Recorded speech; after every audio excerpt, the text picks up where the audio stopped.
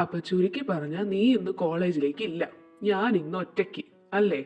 Anyway all the best. അമ്മായപ്പനെ അമ്മായമ്മേനെ കാണാൻ പോകുന്നല്ലേ.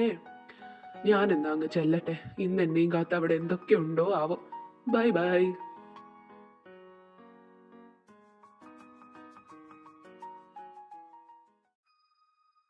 ഇന്ന് കോളേജിലേക്കും പോവാതെ ക്ലാസ്സും കട്ട് ചെയ്തിട്ട് അവനെന്തിനാ നമ്മളെ ഇപ്പൊ ഈ ഹോട്ടലിലേക്ക് വിളിച്ചു വരുത്തിയത്? എന്റെ കർത്താവേ, ഈ ചെക്കന്റെ തലയ്ക്ക് വല്ല ഭ്രാന്തും ഉണ്ടോ?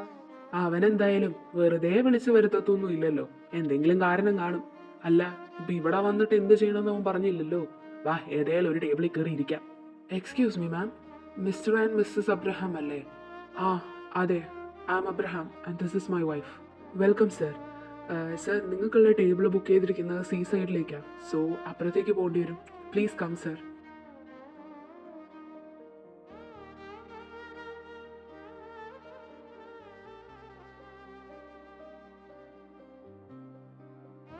Hi sir, welcome. Mr and Mrs Jacob അല്ലേ? അതെ, ഞാനാണ് ജേക്കബ്.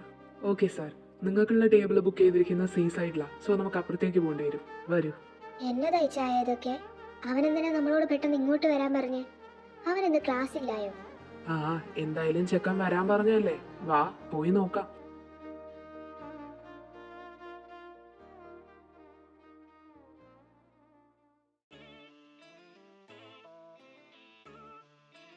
ഓ എന്റെ കർത്താവേ, എനിക്ക് കൈയൊക്കെ വിറയ്ക്കുന്നേ. എടാ ആൽവി, എങ്ങാനും നിന്റെ അപ്പൻ എന്നെ പിടിച്ചില്ലെങ്കിൽ ഞാൻ എന്ത് ചെയ്യും? എന്റെ കല്യാണം, എന്റെ ഫസ്റ്റ് നൈറ്റ് എല്ലാം കൊളാവും. ജസ്റ്റ് ഒറ്റരണം വെച്ചാന്നോണ്ടല്ലോ, ഇറങ്ങിയപ്പോ തൊട്ട് തുടങ്ങിയതാവന്. എന്തുവാ ഉണ്ടാ നടക്കങ്ങോട്ട്.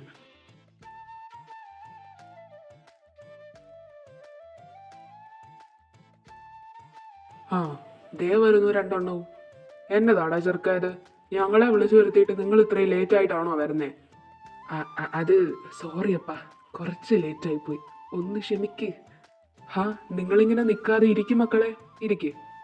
എന്നാടാ ആൽവി, എന്തിനാ നീ ഇപ്പൊ ഇങ്ങോട്ട് വിളിച്ചു വരുത്തിയേ? ഹായ് അങ്കിൾ, എൻ്റെ പേര് ജസ്റ്റിൻ അബ്രഹാം. അതുണ്ടല്ലോ, എനിക്ക് അല്ല, ആൽവിക്ക്, അതായത് ഞങ്ങൾക്ക്. അയ്യോ, എന്റെ മോൻ വിക്കി വിക്കി ചാവണമെന്നില്ല. ഞങ്ങള് നേരത്തെ എല്ലാം അങ്ങോട്ടും ഇങ്ങോട്ടും പറഞ്ഞു, കുറച്ച് നേരത്തെ വരണമായിരുന്നു. ഇരിക്കവിടെ. ഓ, പറഞ്ഞല്ലേ. Thanks mummy, thank you so much. അല്ല, നിങ്ങൾ തമ്മിൽ നേരത്തെ പരിചയമുണ്ടോ? പരിചയമുണ്ടോന്നൊക്കെ ചോദിച്ചാ, നിങ്ങളെ പോലെ ഞങ്ങളും കോളേജിലൊക്കെ പഠിച്ചതാന്നേ. ഫ്രണ്ട്സ് ആയിരുന്നു, ബെസ്റ്റ് ഫ്രണ്ട്സ്. പക്ഷേ കല്യാണമൊക്കെ കഴിഞ്ഞപ്പോഴേക്കും ഇങ്ങോട്ടൊക്കെ ആയി ചെതറിപ്പോയി. ഇപ്പതാ വീണ്ടും കണ്ടുമുട്ടി. അതിന് നിങ്ങളോട് ഒരുപാട് നന്ദിയുണ്ട്. എന്റെ ജസ്റ്റി, ഇത്രയും മര്യാദയൊന്നും വേണ്ട, അവിടെ ഇരിക്കും മോനെ. ഓ, അപ്പൊ നിങ്ങൾ നേരത്തെ ഫ്രണ്ട്സ് ആയിരുന്നല്ലേ? അപ്പ അമ്മ ഇത് നിങ്ങളോട് എങ്ങനെ പറയണമെന്ന് എനിക്ക് അറിയാതെ ഇരിക്കുമായിരുന്നു. നിങ്ങൾ അറിഞ്ഞല്ലോ, എന്നിട്ട് എന്തൊരു തീരുമാനം പറയാത്തെ? എനിക്ക് ജസ്റ്റിനെ ഇഷ്ടമാണ്. ആ, തീരുമാനം എൻ്റെ മോൻ പേടിക്കൊന്നും വേണ്ട. ഈ റിലേഷനിൽ ഞങ്ങൾക്ക് യാതൊരു എതിർപ്പുമില്ല. എന്ന് വെച്ച് രണ്ടെണ്ണത്തിനെ ഇപ്പം തന്നെ പിടിച്ച് കെട്ടിക്കുമെന്നൊന്നും വിചാരിക്കരുത്. പഠിപ്പ് കഴിഞ്ഞ് സ്വന്തം ജോലിയൊക്കെ കിട്ടി സ്വന്തം കാലിൽ നിൽക്കാൻ നോക്ക്. എന്നിട്ട് നമുക്ക് കല്യാണത്തെക്കുറിച്ചൊക്കെ ആലോചിക്കാം. അതുവരെ ഒരു പ്രശ്നവുമില്ലാതെ റിലേഷനിലായിട്ട് കൊണ്ടുപോകുന്നതിന് ഞങ്ങൾ രണ്ട് ഫാമിലിക്കും ഒരു എതിർപ്പും ഇല്ല. പക്ഷേ നമ്മൾ എന്തായാലും ഇവിടെ ഒത്തുകൂടിയ സ്ഥിതിക്ക് ഇവരുടെ കല്യാണത്തെക്കുറിച്ചൊന്ന് ആലോചിക്കണം. നാട്ടിൽ വെച്ച് എന്തായാലും നടത്താൻ പറ്റുമെന്ന് തോന്നുന്നില്ല. പള്ളിക്കാരെ സമ്മതിക്കുകയില്ല. നിങ്ങളുടെയോ? ഞങ്ങളും അതിനെക്കുറിച്ച് ചിന്തിച്ചായിരുന്നു. നാട്ടിൽ വെച്ച് നടത്താൻ പറ്റുമെന്ന് തോന്നുന്നില്ല. ഇതും പറഞ്ഞോട് ചെന്നാ പടിയടിച്ച് പിണ്ടം വയ്ക്കും പള്ളിയിൽ നിന്ന്. അത് ശരിയാ. നമ്മൾ നമ്മുടെ മക്കളെ അക്സെപ്റ്റ് ചെയ്താലും ഈ സമൂഹം അക്സെപ്റ്റ് ചെയ്യണമെന്നില്ലല്ലോ. പള്ളിയിൽ ഈ കാര്യം പറഞ്ഞ് ചെല്ലാനേ പറ്റത്തില്ല. പക്ഷേ കല്യാണം നടത്തണം. കാരണം ഞങ്ങൾക്ക് കല്യാണം നടത്താൻ ഒരു മോളെങ്കിലും ഉണ്ട്. നിങ്ങളുടേത് ഒറ്റ മോനാ. നിങ്ങൾക്ക് ഒരുപാട് ആഗ്രഹങ്ങളുണ്ടാവുമെന്നറിയാം. അതുകൊണ്ട് ഇവരെ സ്വന്തം കാലിലൊന്ന് നില ഉറപ്പിക്കട്ടെ. എന്നിട്ട് എൻ്റെ ഒരു റിലേറ്റീവ് ഉണ്ട് അങ്ങ് പാരീസിൽ. അവിടെ ഇങ്ങനത്തെ കല്യാണങ്ങളൊക്കെ ഒരുപാട് നടക്കാറുള്ളതാണ്. അങ്ങോട്ടേക്ക് വേണമെങ്കിൽ നമുക്ക് മാരേജ് ഷിഫ്റ്റ് ചെയ്യാം. അവിടെ വെച്ച് നടത്തിയിട്ട് നാട്ടിലേക്ക് തിരിച്ചു പോരാം. അത് നല്ലൊരു ഐഡിയ കേട്ടോ. അങ്ങനെ വേണമെങ്കിൽ നമുക്ക് ചെയ്യാം. ആ റിലേറ്റീവിന് പ്രശ്നമൊന്നും ഉണ്ടാവില്ലല്ലോ. അവർക്ക് പ്രശ്നമൊന്നും ഉണ്ടാവില്ല. ഈ റിലേറ്റീവ് എന്ന് പറഞ്ഞ് ഉദ്ദേശിച്ചത് എൻ്റെ ട്വിൻ ബ്രദറെയാ. അവൻ അങ്ങ് പാരീസിലാ, അവിടെ സെറ്റിൽഡാ. അവന് പ്രശ്നമൊന്നും ഉണ്ടാവില്ല. നമുക്ക് ഈ ഐഡിയ മുന്നോട്ട് കൊണ്ടുപോകാം. എങ്ങനെ, എല്ലാവർക്കും ഓക്കെ അല്ലേ? ദേ ചെറുക്കന്മാരെ, ഒരു കാര്യം പറഞ്ഞേക്കാം. രണ്ടെണ്ണത്തെയും പിടിച്ച് കെട്ടിക്കാന്ന് തീരുമാനിച്ചു എന്ന് വെച്ചിട്ട് പഠിത്തം ഉഴപ്പി നടക്കരുത്. നല്ല മാർക്കോടെ പാസ്സായിക്കോണം. ഇല്ല അങ്കിളെ, പഠിത്തം ഉഴപ്പി ഒരു കളിക്ക് ഞങ്ങൾ പോയില്ല. അത് ഞങ്ങളുടെ വാക്കാ. അങ്കിള് ആന്റി ആ വിളിയൊന്നും ഇവിടെ നടക്കത്തില്ല. മമ്മി പപ്പ, രണ്ട് മമ്മിമാരും രണ്ട് പപ്പമാരും, അത് മതി.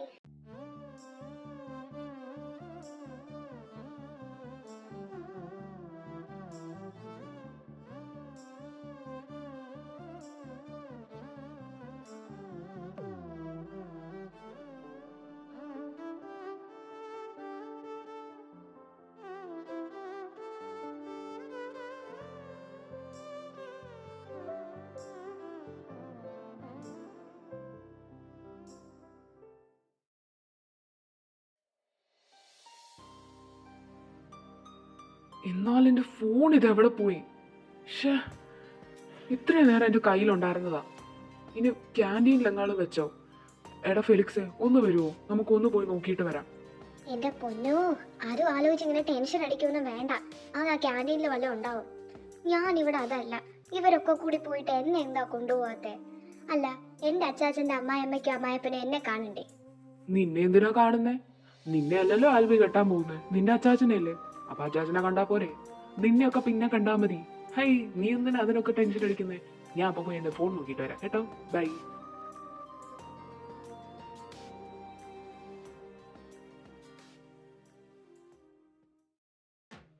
ആ, ദേ കിടക്കുന്നു. ഉത്തരവാദിത്വം എന്ന് പറയുന്ന സാധനം വേണം, എന്നാലേ ഇങ്ങനത്തെ കാര്യങ്ങളൊക്കെ കയ്യിലിരിക്കത്തുള്ളൂ. കേട്ടോ മോനെ ക്രിസ്റ്റി?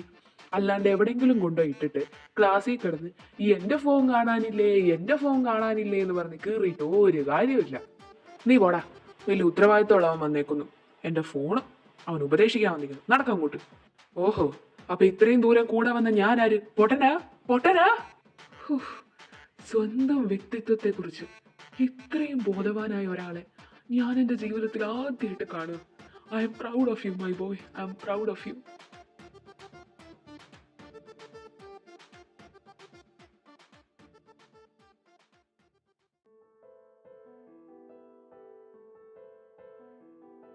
എടാ ക്രിസ്റ്റി, നീ എന്ത് പണിയാടെ ഈ കാണിച്ചേ? നിനക്ക് ആദമിനോട് ദേഷ്യമുണ്ടെന്ന് ഞങ്ങൾക്കറിയാം. അതിന് നീ എന്തിനാ നമ്മുടെ ആമീനെ? ഷേ, നിന്നെ കുറിച്ച് ഞങ്ങൾ ഇങ്ങനെ വിചാരിച്ചില്ല കേട്ടോ. ദേ സനെ, നിർത്തിക്കോ. ഇത് ക്രിസ്റ്റി അല്ല ചെയ്തെന്ന് എനിക്ക് 100% ഉറപ്പുണ്ട്. ഹാ, നീ അതും പറഞ്ഞുകൊണ്ടിരുന്നോ? കോളേജ് മുഴുവനും ഇപ്പൊ നിങ്ങളെ കുറിച്ചാണ് സംസാരിക്കുന്നേ. പിന്നെ ഇവൻ അറിയാതെ ഇവന്റെ ഫോണിൽ നിന്ന് എങ്ങനെയാ ഇതൊക്കെ പോകുന്നേ? ഓ, ഒന്ന് നിർത്തുന്നുണ്ടോ? ഞാൻ എന്ത് ചെയ്തോന്നാ? നിങ്ങൾ എന്ത് സംസാരിക്കുന്നേ? ആരെങ്കിലും ഒന്ന് തെളിച്ച് പറയോ? ക്രിസ്റ്റി, നീ നിന്റെ ഫോൺ ഒന്ന് തുറന്നു നോക്കിയേ. നമ്മുടെ ഗ്രൂപ്പ് എടുത്ത് നോക്ക്. ഇത് ഞാൻ അയച്ചതല്ല. സത്യമായിട്ടാമി, ഇത് ഞാനല്ല. എനിക്കിതൊന്നും അറിയത്തു പോലുമില്ല. ഞാൻ ഇതൊന്നും ഷൂട്ട് ചെയ്തിട്ടില്ല. എനിക്കറിയാം നീ അല്ല ചെയ്തെന്ന്. ഇതാരാ ചെയ്തെന്നും ഇത് എന്ത് ഉദ്ദേശത്തിൽ ചെയ്തതാണെന്നും എനിക്ക് നന്നായിട്ടറിയാം. അവന്മാർക്കുള്ള പണി ഞാൻ കൊടുത്തോളാം. ഇപ്പൊ മനസ്സിലായല്ലോ നിന്റെ ഫോൺ എവിടെ പോയതാണെന്ന്. ക്യാൻറ്റീനിലെ ഫോൺ ഒറ്റയ്ക്ക് കണ്ടപ്പോൾ അവന്മാരെടുത്തുണ്ടാക്കിയ പണിയായിരിക്കും. നിന്നോട് ഞാൻ അന്നും പറഞ്ഞതാ ഒരു പാസ്വേഡ് ഇട്ട് വയ്ക്കാൻ. അന്ന് നിനക്ക് എന്നെ ഭയങ്കര പുച്ഛമല്ലായിരുന്നു. അപ്പൊ കിട്ടിയപ്പോൾ സമാധാനമായല്ലോ. ഞാൻ വിശ്വസിക്കും, പക്ഷെ ആദമിച്ചായൻ ഇത് വിശ്വസിക്കുന്ന നിനക്ക് തോന്നുന്നുണ്ടോ? അങ്ങേര് ഇത് കണ്ട ഇപ്പൊ വന്ന് നിന്നെ എടുത്തിട്ട് ചാമ്പും. ഇന്നിവിടെ അച്ചാച്ചനും ഇല്ല. അച്ചാച്ചൻ പറഞ്ഞാൽ മാത്രമേ ആദമിച്ചായൻ കുറച്ചെങ്കിലും ഒന്ന് അടങ്ങുള്ളൂ. അതുകൊണ്ട് നീ എത്രയും പെട്ടെന്ന് ഹോസ്റ്റലിലേക്ക് പോകാൻ നോക്ക്. എടി, പക്ഷെ ചെയ്യാത്ത തെറ്റിന് ഞാൻ എന്തിനാ ഹോസ്റ്റലിൽ പോയി വിളിക്കുന്നേ? അങ്ങേര് വരുമ്പോ നേരിട്ട് പറഞ്ഞാ പോരെ? ഞാൻ ഇതൊന്നും കണ്ടിട്ട് പോലുമില്ല. നിനക്ക് തോന്നുന്നുണ്ടോ നീയും അയാൾ ഒരുമിച്ചിരിക്കുന്നത് ഷൂട്ട് ചെയ്തിട്ട് കിസ് ചെയ്യണമെന്ന് പറഞ്ഞ് ഞാൻ ഗ്രൂപ്പിൽ എടുത്തിടുന്നു? ഞാൻ അങ്ങനത്തെ സ്വഭാവക്കാരനാണെന്ന് നിനക്ക് തോന്നുന്നുണ്ടോ? സത്യ, എനിക്ക് ഇഷ്ടമൊന്നുമല്ല. എനിക്ക് അയാൾ മുഖം കാണുന്നത് ഇഷ്ടമല്ല. പക്ഷെ ഇത്ര ചേട്ടത്തരമൊന്നും ഞാൻ കാണിക്കൂല. എനിക്കറിയാം നീ ഇങ്ങനത്തെ ചേട്ടത്തരമൊന്നും കാണിക്കത്തില്ലാന്ന്. ഇത് നടന്നതേ കുറച്ച് ദിവസം മുമ്പാ. അവന്മാരെന്നെ പിടിച്ചു നിർത്തി ആ കാർത്തിക്കും ടീമും. എന്നിട്ട് എന്നോട് എന്തൊക്കെയോ പറഞ്ഞുകൊണ്ടിരുന്ന സമയത്താ ആദമിച്ചായൻ വന്നെ. ഇച്ചായനോട് സത്യം പറയാൻ വേണ്ടി ഞങ്ങളൊന്ന് മാറി നിന്നു. അപ്പം എൻ്റെ കണ്ണി പൊടി പോയപ്പോൾ ഇച്ചായൻ ഊതി തന്നു. അതാണ് അവന്മാർ വീഡിയോ എടുത്ത് വെച്ചത് കിസ് ചെയ്യാണെന്നും പറഞ്ഞ്. എന്നിട്ട് അത് നിന്റെ ഫോൺ ഒറ്റയ്ക്ക് കിട്ടിയപ്പോൾ അതിലൂടെ പോസ്റ്റ് ചെയ്തു. അപ്പം ഇച്ചായന് നിന്നോടുള്ള ദേഷ്യവും കൂടും, എനിക്കൊരു നാണക്കേടും ആവും. ഇതായിരുന്നു അവന്മാരുടെ പ്ലാൻ. പക്ഷെ അതൊന്നും നടക്കത്തില്ല. എൻ്റെ അച്ചാച്ചനൊന്നിങ്ങ് വന്നോട്ടെ, അവന്മാർക്ക് കൊടുക്കാനുള്ളത് ഞാൻ കൊടുപ്പിച്ചിരിക്കും. പിന്നെ ആരംഭിച്ചതിനെ ഞാനൊന്ന് പറഞ്ഞു നോക്കട്ടെ.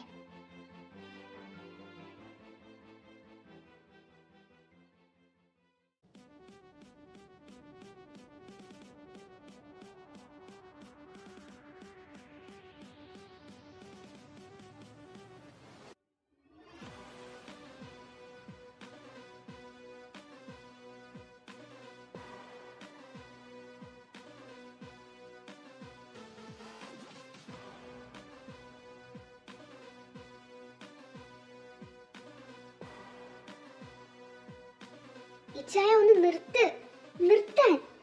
എന്തീ കാണിക്കുന്നേ? നിർത്ത്. എന്നെ വിടാമി. ഇവൻ എന്താ ചെയ്തെന്ന് നിനക്കറിയോ? ഇവനെ ഞാൻ... ഇച്ചായ അത് അവനല്ല ചെയ്തത്. ഞാൻ പറയുന്നൊന്ന് കേക്ക്. സാരില്ല അമ്മി, എനിക്ക് കുഴപ്പമൊന്നുമില്ല. സമയം കിട്ടുമ്പോൾ നീ നിന്റെ ഇച്ചായനോട് സത്യം എന്താന്ന് പറഞ്ഞു കൊടുക്ക്. ഞാൻ ഹോസ്റ്റലിൽ പോവാ.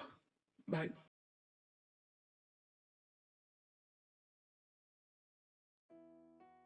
അച്ചാച്ചാ, എനിക്കൊരു ഹെൽപ്പ് ചെയ്ത് തരുമോ? നാളെ രാവിലെ കയറി വന്നവടെ ആ കാർത്തികിനും ടീമിനോട്ട് 4 എണ്ണം പൊട്ടിക്കണം. പ്ലസ് ആദമിച്ചായനെ 4 തെറിയും വിളിക്കണം ക്രിസ്റ്റീൻ അടിച്ചതിന്. ഇതൊക്കെ എനിക്ക് ചെയ്തു തരാൻ പറ്റുമോ? കാര്യങ്ങളൊക്കെ ഞാൻ അറിഞ്ഞു. അവന്മാർക്കുള്ള കൊടുക്കല് അത് ഞാൻ നാളെ തന്നെ കൊടുത്തോളാം.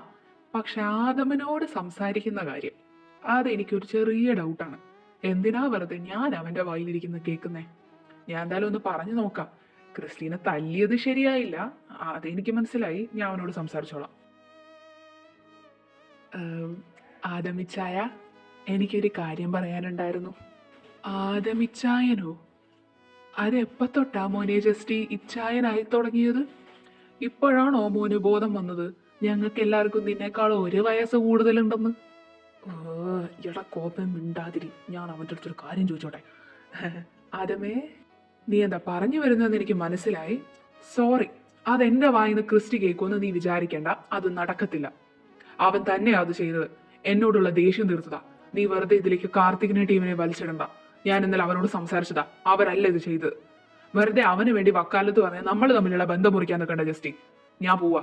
എന്റെ പൊന്നേ, ഇതിന് മാത്രം ദേഷ്യം കാണിക്കാൻ ആ ചെക്കൻ ഇവനോട് എന്താ ചെയ്തേ? ഒന്ന് തല്ലി, അതിനാണോ ഇവൻ ഇത്രയും ദേഷ്യം കാണിക്കുന്നേ? ഈ അവന്റെ ഈഗോ.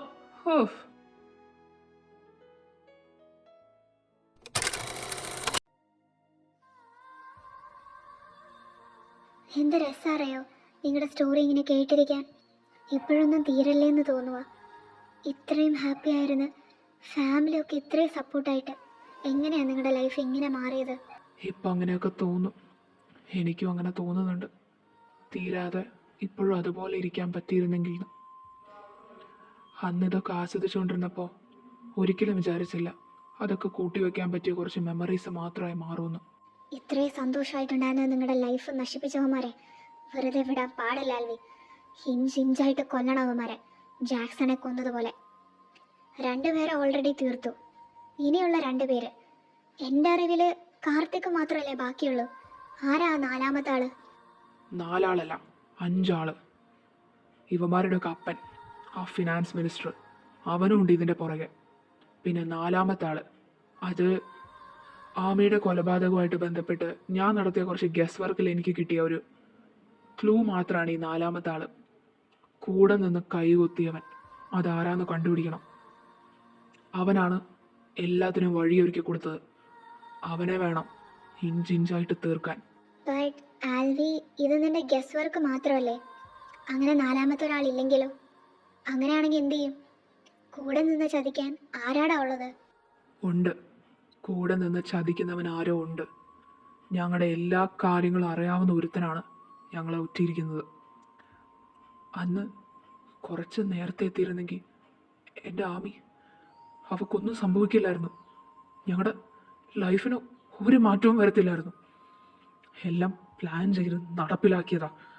കറക്റ്റ് എന്നെ മുറിയിൽ നിന്ന് പുറത്തിറക്കിയതും എന്നെ അവിടെ കൊണ്ടെത്തിച്ചതും എല്ലാത്തിനും പുറകിൽ ഈ 4ാമത്തവനാ. അവൻ ആരാന്ന് കണ്ടുപിടിക്കാതെ ഈ ആൽവി അടങ്ങില്ല.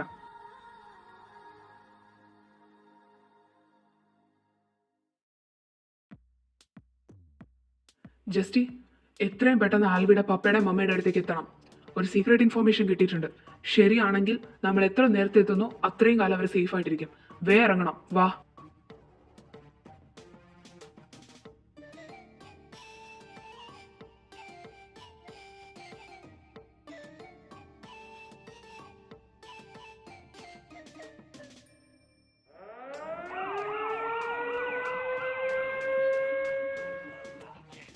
സോറി സാർ, ഞങ്ങൾ വന്നപ്പോഴേക്കും ഈ മൊത്തത്തിലെ വീടിനാകെ പിടിച്ചിട്ടുണ്ടായിരുന്നു.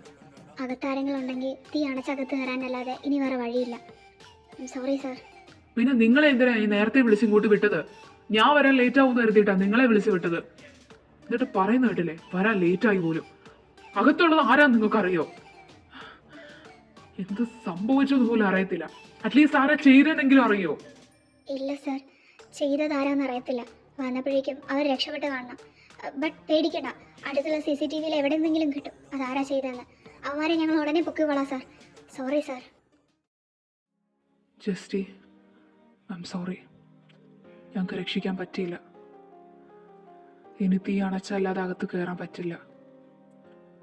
ആരെങ്കിലും അറിയിക്കണ്ടേ? അകത്താരെങ്കിലും ഉണ്ടോന്ന് പോലും അറിയത്തില്ല. എന്തിനാ അനന്തുവേട്ട? ദൈവം ഞങ്ങളോട് മാത്രം ഇങ്ങനെ ചെയ്യുന്നേ? എൻ്റെ പപ്പയും അമ്മ എന്നെ വിട്ടുപോയി. ആകെ കൂടി ഉണ്ടായിരുന്നത് ഇവര് മാത്രം. ഇവരെയും കളഞ്ഞു. ഇത് ഇത് ഞാൻ ആരെ അറിയിക്കണ്ടേ? അവന് ജസ്റ്റി, നീ ഇങ്ങനെ കരയില്ലേ? B strong. നമുക്ക് എന്തെങ്കിലും ചെയ്യാം. ആൽവിനെ നമുക്ക് എന്തായാലും അറിയിക്കാൻ പറ്റില്ല. പക്ഷെ ക്രിസ്റ്റി, അവനെങ്കിലും ഇത് അറിയിക്കണം. അവൻ്റെ അപ്പയും അമ്മയും കൂടി അല്ലേടാ ഇത്. ഞാൻ അവനെ ഒന്ന് വിളിക്കട്ടെ. നീ ഇങ്ങനെ കരയില്ലേ? മാസ്ക് ഇട്. ആരെങ്കിലും കണ്ടാ പ്രശ്നം. നീ നീ ഇവിടെ നിൽക്കണ്ട. നീ തിരിച്ചു പൊക്കോ. ഇവിടുത്തെ കാര്യങ്ങൾ സെറ്റിൽ ചെയ്തിട്ട് ഞാൻ അങ്ങ് എത്തിയേക്കാം. ഇല്ല, ഞാൻ പോവില്ല. എനിക്കിവിടെ നിൽക്കണം. ആദ്യം എൻ്റെ ആമി, പിന്നെ എൻ്റെ അപ്പയും അമ്മയും, ഇപ്പൊ ഇവരും. ഇനി എന്തൊക്കെയാ ഞാൻ സഹിക്കേണ്ടത്?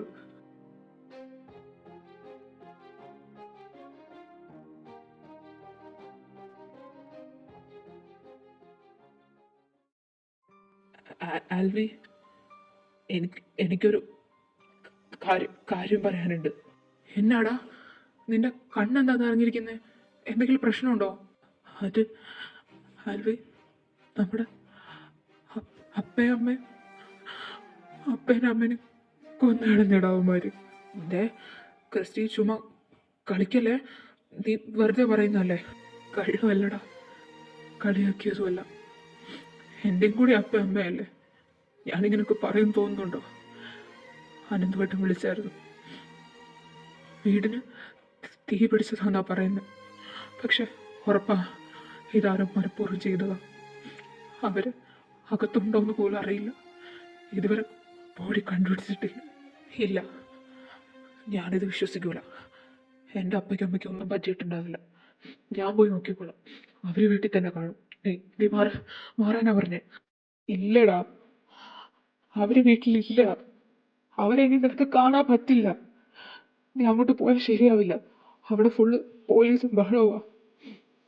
നീ പോണ്ട. നീ ഇവിടെ ഇരിക്കെ. നീ പറയുന്ന കേക്ക്. എന്താ ഞാൻ കേൾക്കണ്ടേ? പറ, എന്താ ഞാൻ കേൾക്കണ്ടേ? എനിക്ക് എനിക്ക് ഭ്രാന്ത് പിടിക്കും. എൻ്റെ എൻ്റെ പപ്പയും അമ്മ അവര് അവരെന്ത് തെറ്റാണ് ചെയ്തത്? നോക്ക്, ഇത് ചെയ്യുന്നവന്മാരെ നമ്മൾ വെറുതെ വിടില്ല.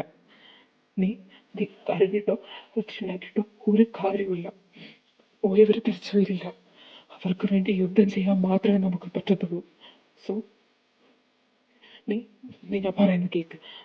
ജസ്റ്റ് അഡ്ജസ്റ്റ് ചെയ്തില്ലേ, അതുപോലെ നീയും അഡ്ജസ്റ്റ് ചെയ്യണം. എൻ്റെ ആൽവിയല്ലേ, പ്ലീസ് കരയുന്നു നിർത്ത്. പ്ലീസ്.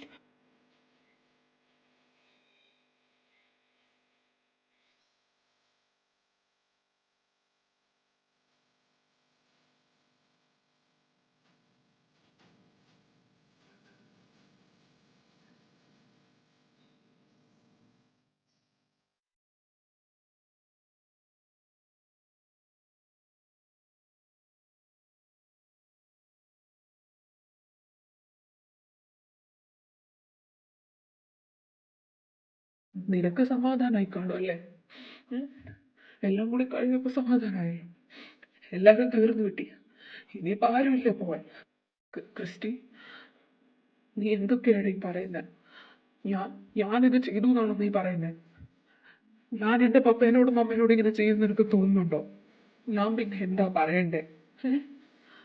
ആ ആ കിടക്കുന്നത് എൻ്റെ പപ്പയും അമ്മയും എന്നെ എടുത്ത് വളർത്തിയവരാ. ആരുമില്ലാത്ത എന്നെ ഒരു കുറവും കാണിക്കാതെ വളർത്തിയവര്.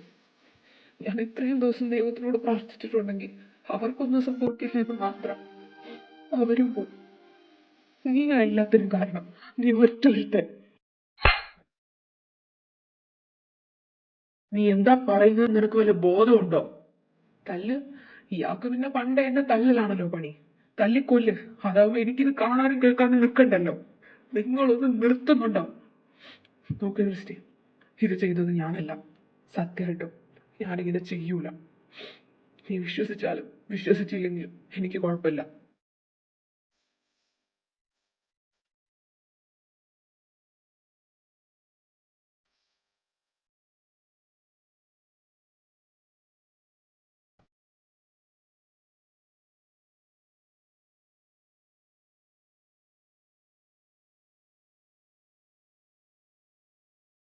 ഇച്ചായ, ഇച്ചായൻ എന്തിനാ അവിടെ നിന്ന് ഓടിയത്?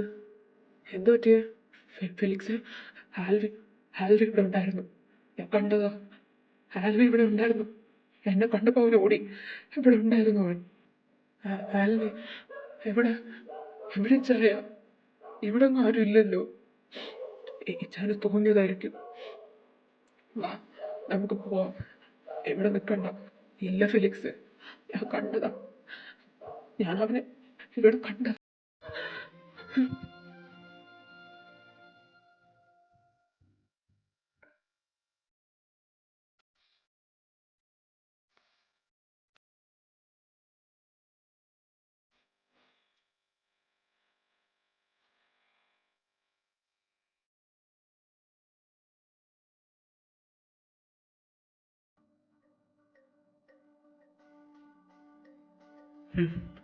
ഇപ്പൊ എങ്ങനെ ഇരിക്കുന്നു?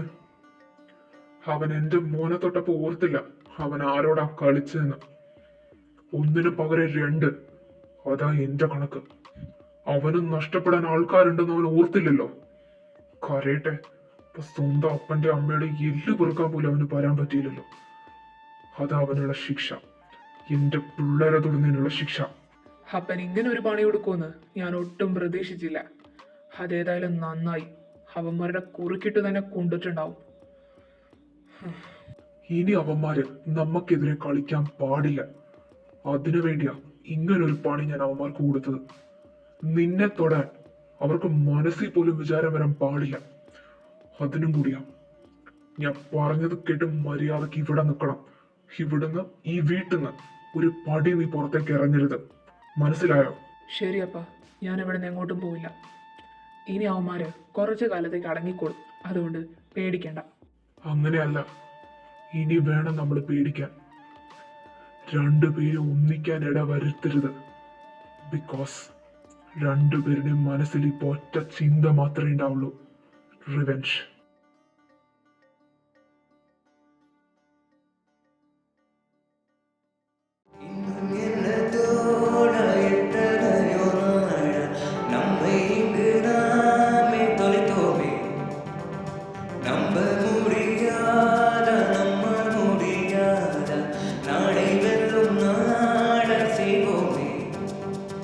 யாரும் இல்லை தடை போட உன்னை மெல்ல எடை போட நம்பிக்கையில் நடை போட சம்மதமே என்ன